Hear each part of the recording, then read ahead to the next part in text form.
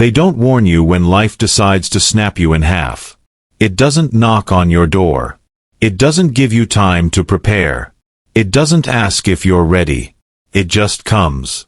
It hits you when you least expect it. And when it does, most people crumble. They collapse into themselves. They beg for comfort. They look for someone to save them. They cry, they run, they rot in self-pity. But not you. Not if you want to rise. Not if you want to become powerful. Not if you're serious about building a mind that cannot be controlled, cannot be bent, cannot be broken. See, Machiavelli didn't waste words on the comfortable. He wasn't writing for those living in luxury.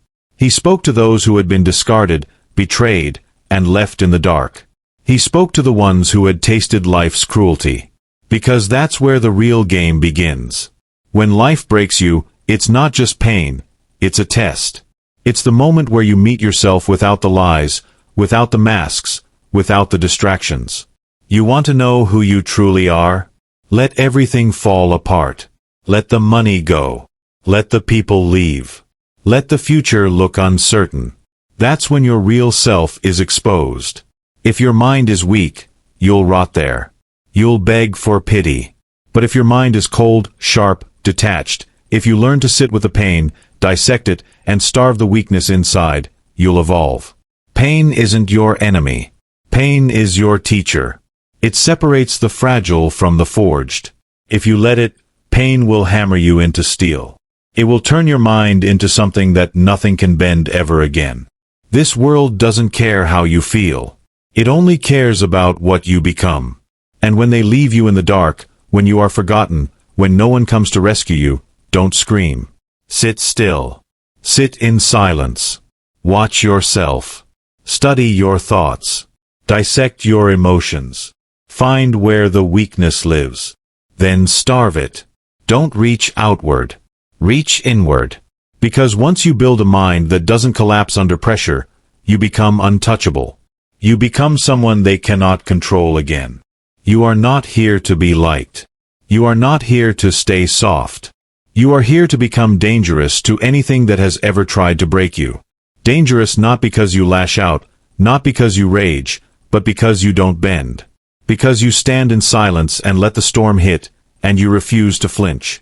And if you feel that shift inside right now, burn this into your mind. Pain sharpens my power. Say it. Lock it in. Because this is the beginning. Weak minds crave comfort. Strong minds crave control. When most people are hurt, they look for distractions. They look for noise, for addictions, for company that makes them forget. They drink, they scroll, they numb themselves. They do anything to avoid facing the real battle happening inside their head. But here's the brutal truth. Comfort kills growth. Comfort keeps you soft. And the world thrives on keeping you addicted to comfort, because a man addicted to ease will never rise to power. He's too busy soothing himself. He's too busy escaping reality. And that's why he stays broken. You want to be untouchable? Then you must rewire how your brain responds to pain. Machiavelli would tell you, control is the highest form of power. But control doesn't begin with other people. It begins with your own reactions. You've been conditioned to numb yourself. Scrolling endlessly. Eating without hunger. Blaming others for your failures. All of it just so you never have to face the real war happening inside. But the one who rules his own mind owns the world. While others chase pleasure, you train focus. While they seek reassurance, you sit with discomfort. While they panic, you plan. That's not cruelty, it's discipline. It's dominance over the one thing that actually matters, your psychology. People will call you cold when you stop reacting. They'll call you heartless when you stop being manipulated. Let them. The only reason they say that is because they can no longer control you. Your silence scares them. Your indifference offends them. Your refusal to beg makes them nervous. But you don't need their understanding. You need control over yourself. You don't get there by staying soft. You get there by walking into the darkest parts of your mind, confronting your ugliest thoughts, and refusing to flinch. That's where most break. But not you. Not anymore. If you're ready to train your mind beyond emotion, beyond weakness, beyond comfort, burn this line into your brain. My control is my revenge. That's the energy that makes you unstoppable. Now listen closely. Weakness doesn't come from being hurt. It comes from letting emotion hijack your judgment. Pain doesn't make you weak. Emotional chaos makes you weak. The second you hand over control of your mind to anger, sadness, or fear, you've already lost. Understand this, pain is inevitable, but the meaning you assign to it is your choice. And in the psychology of power, the one who controls meaning controls everything. Life will break your body. It will take things from you. It will tear people from you. But if it breaks your mind, you were never ready for power in the first place. You've been told that reacting emotionally makes you authentic. That if you feel deeply, you're somehow real. No. That's not authenticity. That's predictability. And predictable people are easy to control. The world studies you. It watches how you react. If your responses are automatic, if your emotions can be triggered with a word, with silence, with rejection, you are owned. They know how to bait you. They know how to keep you running in circles. They know how to make you bleed on command. But once you stop reacting emotionally, the game changes. You become unreadable. You become disciplined. Not emotionless. Disciplined. You feel the heat, but you don't move unless it's calculated. You may cry, but only where no one can see. You speak less, but every word cuts like a blade. You no longer waste time debating with those who are committed to misunderstanding you. Why? Because your focus is sacred. Your energy is reserved for strategy, not performance. That's what Machiavelli meant when he wrote, "It is safer to be feared than loved." Love can soften you. Love ties you to illusions. But fear keeps people cautious. Fear makes them hesitate before they test you. Fear ensures respect, even without understanding. And that's the edge you're building now. Not just strength. Sharpness. Coldness. Control that doesn't need to be loud to be felt. So the next time life throws fire at you, don't break. Don't flinch. Stare it down. You've been broken before, but now you know how to break through.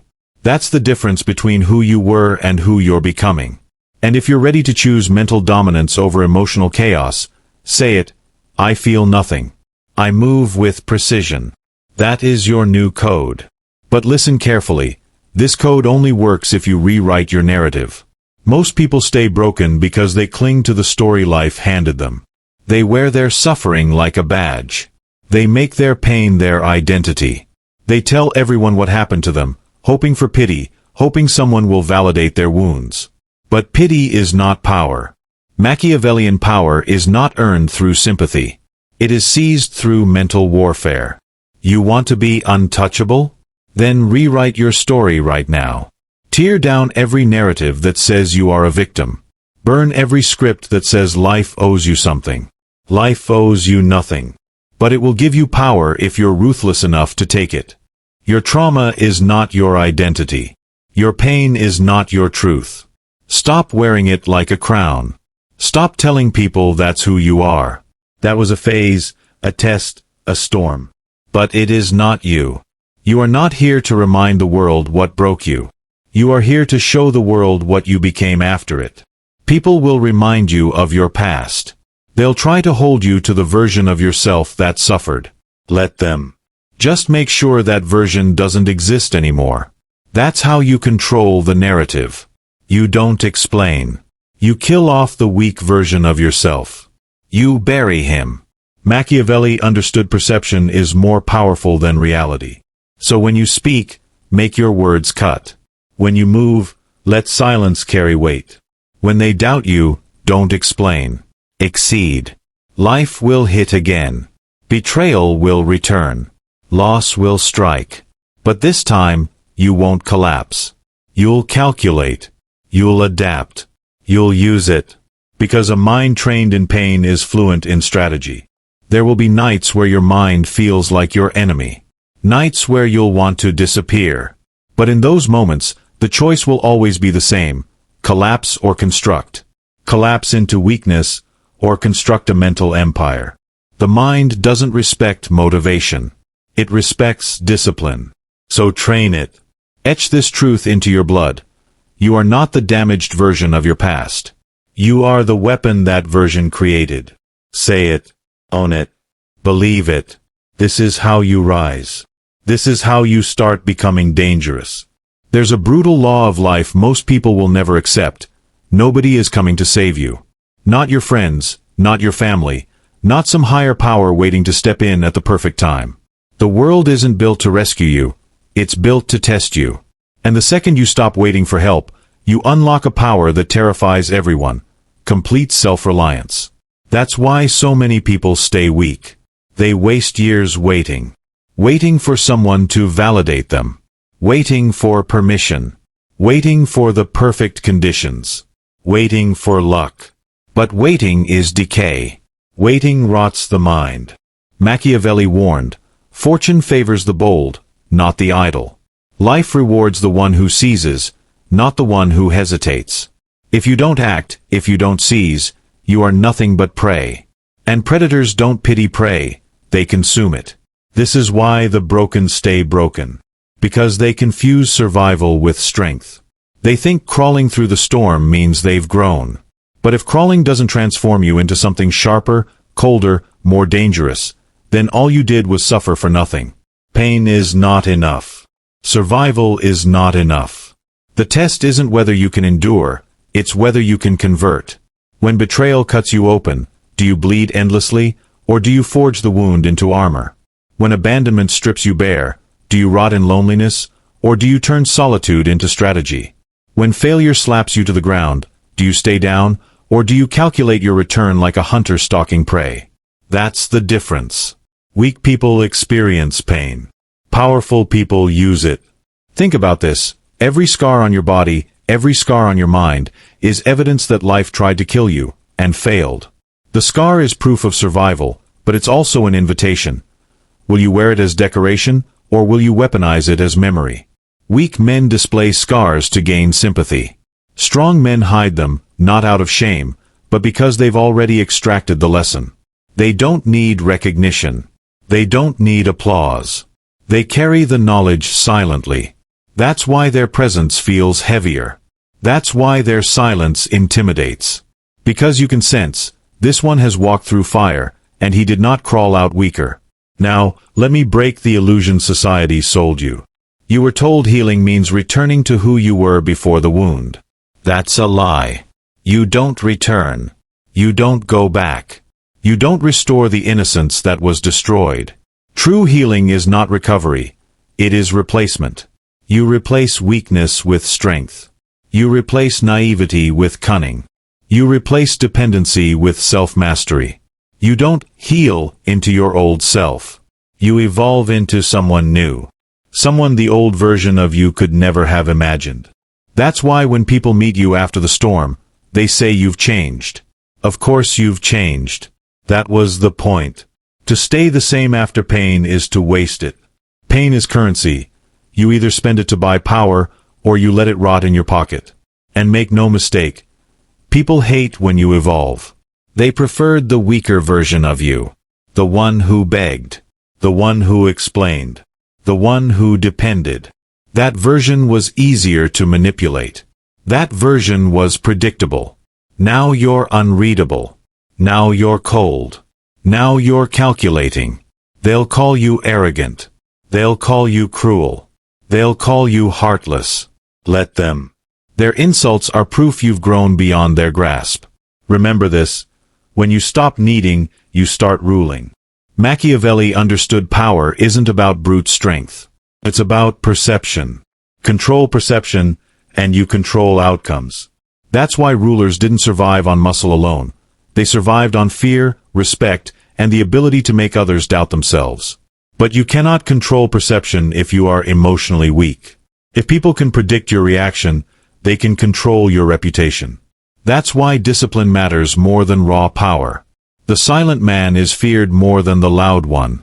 The one who smiles while plotting is more dangerous than the one who rages openly. So train yourself. Starve the instinct to explain yourself. Restrain the urge to argue. When you withhold words, people invent their own stories about you, and the silence always makes you look stronger. When they insult you, do not defend. When they misunderstand you, do not correct. When they mock you, do not respond.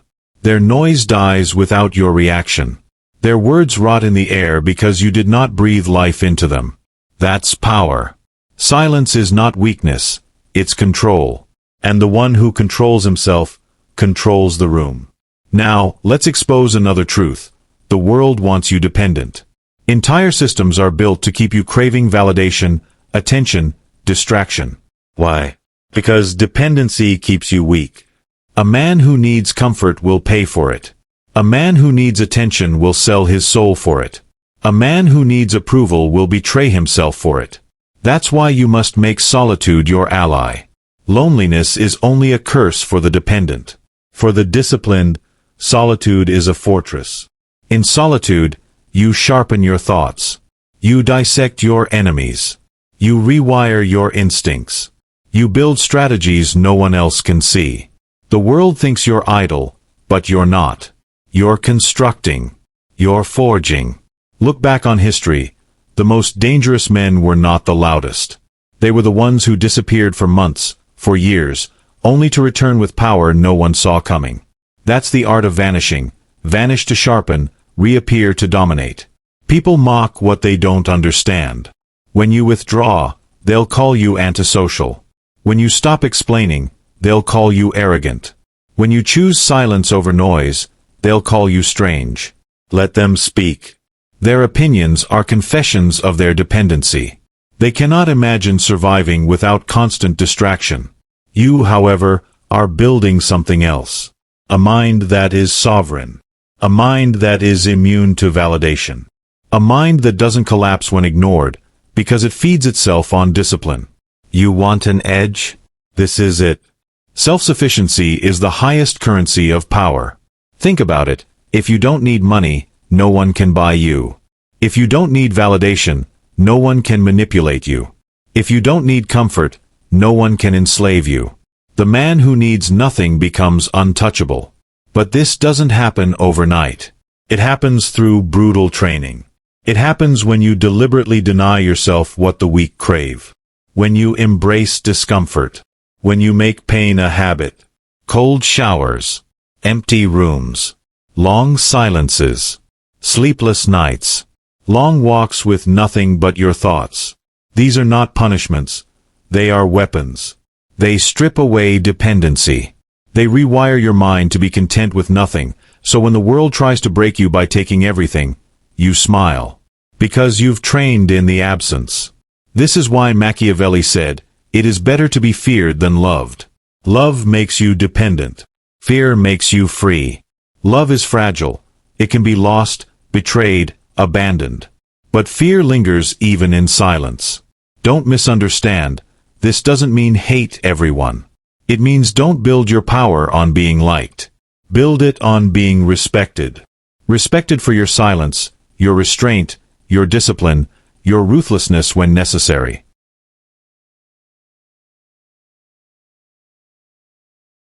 The man who builds his empire on love collapses when love turns.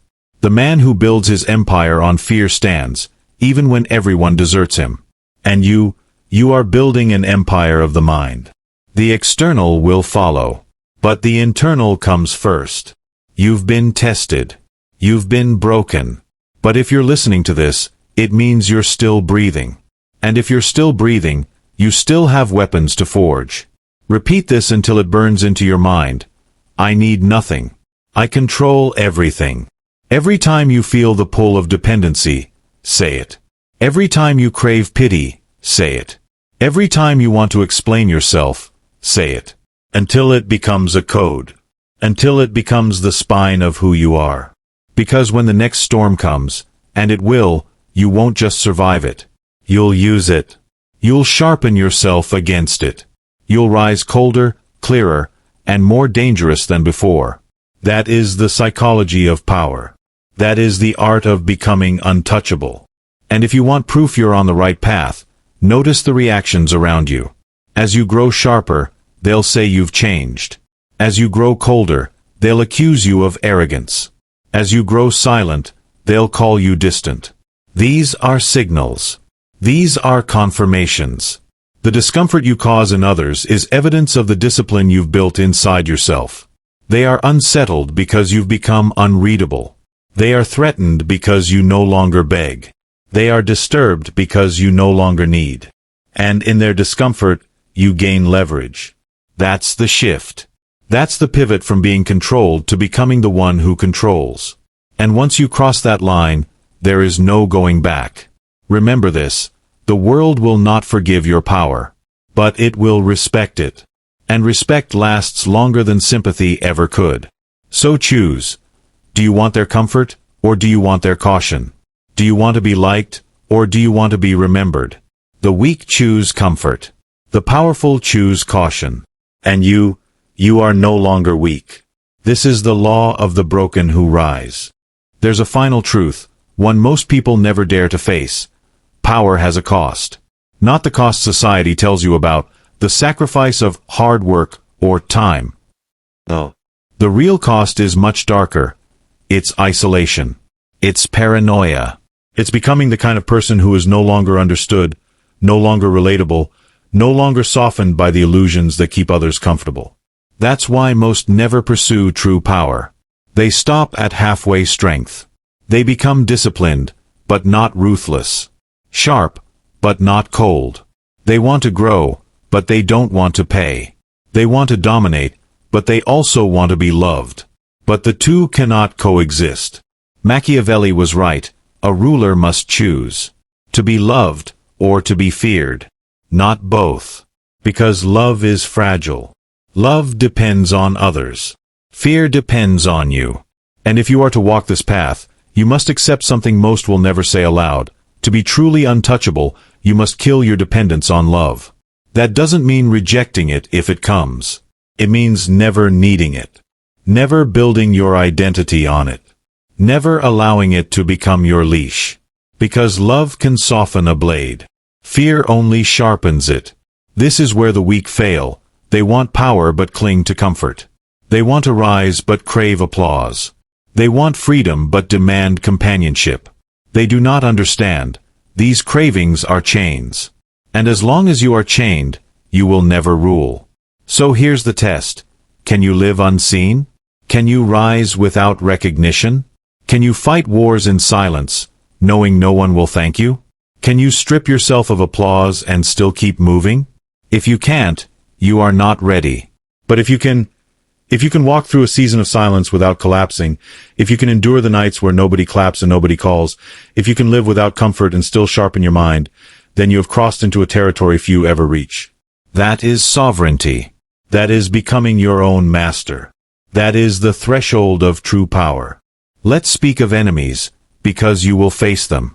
The moment you rise above dependency, the world notices. And when the world notices, it resists. Not always openly. Sometimes with whispers, sometimes with sabotage, sometimes with calculated silence. The truth is, your enemies don't want to destroy you immediately. They want to weaken you. They want to make you doubt. They want to reattach the chains you've cut away. Because they know, if you keep walking, they cannot stop you. So they bait you. They provoke. They mock. They wait for your reaction. Do you take the bait? Do you defend yourself? Do you break your silence? If you do, you've already lost. Understand this. The most dangerous enemy is not the one who strikes, but the one who tempts. And your greatest defense is not retaliation, it is refusal. When you refuse to react, when you refuse to explain, when you refuse to be baited, your enemy withers. Their fire burns out in your silence. That's why discipline is the foundation of power. Because without control of self, you cannot control anything else. Now, here's a paradox. The more you rise, the fewer people will understand you. And the fewer people who understand you, the lonelier you become. This loneliness is not a punishment. It is a filter. It filters out the weak, the noisy, the dependent. What remains are only those rare souls who can walk beside you without clinging, without demanding, without weakening your edge. Do not seek many. Seek the rare few, or none at all. Because one loyal ally is worth more than 1,000 admirers. But here's another truth. Even loyalty is temporary. Today's ally can be tomorrow's rival. Today's friend can be tomorrow's betrayer. Do not hate them for it. Expect it. Prepare for it. That way, when it happens, you are not shattered. You are already moving to the next position. This is why you must master detachment. Not coldness for its own sake, but detachment as armor. Love deeply, but without dependence. Trust cautiously, but without blindness. Stand with others, but never lean so heavily that their fall becomes your own. Let's return to scars. Because scars are the archives of the strong. Every betrayal, every failure, every humiliation, etched into you, forever. The weak hide them. The strong use them. But the wise know how to weaponize them. Weaponizing scars means remembering without suffering. It means looking at the wound, extracting the lesson, and discarding the pain. It means seeing betrayal and saying, "Good, now I know the price of trust." It means seeing failure and saying, "Perfect, now I've mapped the edge of my weakness." When scars become maps, you stop fearing pain. And when you stop fearing pain, no one can control you. But there's another layer. Beyond pain. Beyond solitude.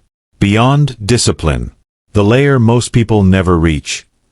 Vision. Because power without vision collapses.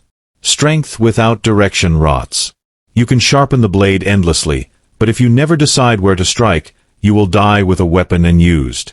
Vision is what separates tyrants from leaders. Vision is what transforms pain into purpose. Vision is what keeps you moving when the storms no longer hurt but the silence feels endless. And here is the cruel truth. Vision requires obsession. It requires sacrifice so complete that others call you mad. You must be willing to fix your eyes on something so far beyond comfort, beyond applause, beyond validation, that nothing else can tempt you away. This is why the masses fail. Their visions are small. They want comfort, not conquest. They want ease, not empire. They want pleasure, not purpose. And so they remain weak, endlessly feeding appetites that devour them. But you, if you dare, must rise above appetite. You must build a vision so powerful that it makes suffering irrelevant. A vision so sharp that it cuts through betrayal, through failure, through the endless noise of the world. Because vision is the one thing no enemy can touch. They can take your money, your reputation, even your allies. But they cannot take the fire that burns inside your mind, unless you let it die yourself. Protect it. Obsess over it. Guard it like a sovereign guards his crown. Because in the end, vision is the only crown that matters. So here we are, at the end of the road. 3 laws stand before you, carved from blood, betrayal, and silence. Convert pain into power.